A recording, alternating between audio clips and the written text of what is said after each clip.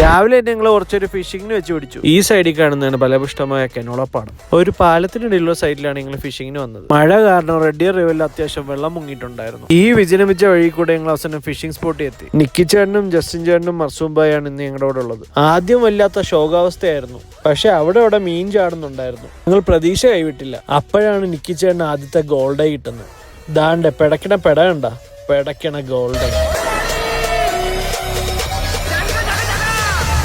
മർസൂബയുടെ കയ്യിൽ നിന്നും പലവട്ടം ചാടിപ്പോവാൻ നോക്കി. എവിടാ അവ ഇന്ന് ചട്ടി തന്നെ. പല സ്പോട്ടും ഞങ്ങൾ പരീക്ഷിച്ചു. അപ്പോഴാണ് കോഴിക്കോടുകാരൻ ജസ്റ്റിൻ ചേട്ടന്റെ ഒരു സിഗ്നേച്ചർ കാസ്റ്റിംഗ് കാച്ചല്. എന്താ പറയാ, കാച്ച ഉടനെ ദേണ്ട വരുന്നൊരു ഗോൾഡേ. പിന്നെ ക്യാച്ച് എന്ന് പറഞ്ഞാൽ ഇതാണ് ക്യാച്ച്.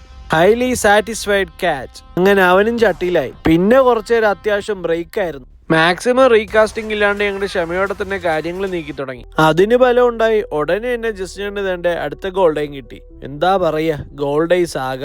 നമ്മളിവിടെ പിടിക്കുന്ന മീനൊക്കെ അത്യാവശ്യം എണ്ണം ഉണ്ടായി. ആസ്പർ റൂള് ഗോൾഡേ നമുക്കൊരു 10 വീതം ഒരാൾക്ക് പിടിക്കാം. വോളയാണെങ്കിൽ നമുക്ക് ഒന്നുപോലും പിടിക്കാൻ പറ്റില്ല. കിട്ടിയതിന് നേരെ തിരിച്ചു വിടേണ്ടി വരും. വംശനാശം കൊണ്ടാണേ. മൗണ്ടനും ബൈക്കും ആണെങ്കിൽ സൈസ് നോക്കിയിട്ട് ചെറുതാണെങ്കിൽ തിരിച്ചു വിടേണ്ടി വരും. സക്കർ ഫിഷ് ആണെങ്കിൽ എത്ര വേണോ പിടിച്ചോണ്ട് പോവാം. നമുക്ക് വേണ്ട 2 സക്കർ ഫിഷിനെയും കിട്ടിയായിരുന്നേ. അങ്ങനെ ഇന്ന് ആകെ മൊത്തം 7 ഗോൾഡേയും 2 സക്കറുമാണ് ഞങ്ങൾക്ക് കിട്ടിയത്. അപ്പം ശരി, ഇന്ന് അത്രേ ഉള്ളൂ.